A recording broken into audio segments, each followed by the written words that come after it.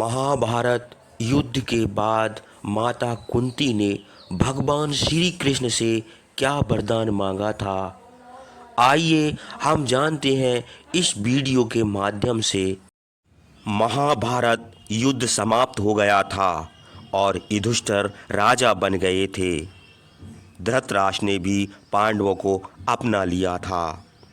तब श्री कृष्ण भी सोचते हैं कि अब उनका सब दायित्व यहाँ पूरा हो गया है, यहाँ अब सब ठीक है, अब मुझे भी द्वारका लौट जाना चाहिए।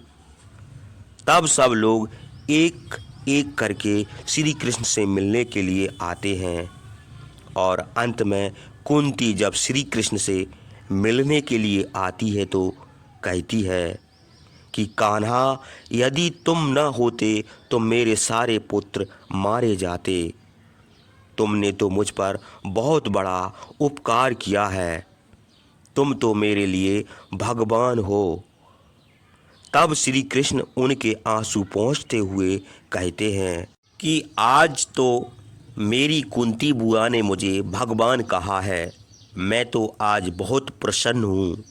इसलिए सभी को कुछ ना कुछ वरदान मांगने को कहता हूँ। सभी श्री कृष्ण से कुछ ना कुछ मांगकर वहाँ से चले जाते हैं और जब कुंती की बारी आती है तो वह कहती है कि लाला, मैं तुमसे क्या मांगूं, तुमने तो बिना मांगे ही सब दिया है।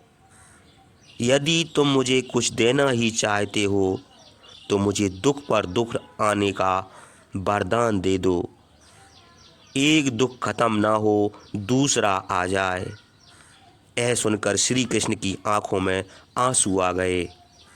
उन्होंने कहा कि बुआ, मुझे नहीं लगता कि आपने जीवन में कभी सुख भोगा है।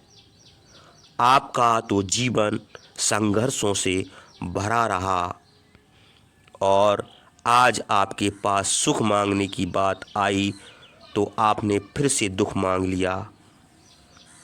तब कुंती कहती है कि हे कृष्ण, वह दुख लाखों सुखों के बराबर है जिसमें तुम्हारी याद सदा बनी रहे, और दुख होंगे तभी तो तुम मेरे दुखों का निवारण करने के लिए यहाँ आओगे, नहीं तो सुख में तो तुम मुझे नहीं पूछोगे। यह प्रसंग कुंती का भगवान श्री कृष्ण के प्रति स्नेह और भाव प्रकट करता है। यह छोटा सा प्रसंग बहुत बड़ी सीख देता है कि ईश्वर को सुख और दुख दोनों स्थिति में याद रखना चाहिए। सुख में याद रखोगे तो हमें याद रहेगा कि कैसे दुख सहन करके ही यह दिन आया है, और दुख में याद करेंगे तो यह विश्वास बना रहेगा कि भगवान ने दुख दिया है तो सुख भी देगा। यह प्रसंग यह भी सिखाता है कि सुख और दुख में मनुष्य को समान बने रहना चाहिए, ना सुख में ज़्यादा उत्साहित हो और ना दुख में ज़्यादा दुखी, क्योंकि यह एक चक्र है, एक के बाद दूसरे का आना तय होता है। स्थिति कब पलटती है कोई नहीं जानता, लेकिन यह चक्र अपने समय अनुसार चलता जरूर है।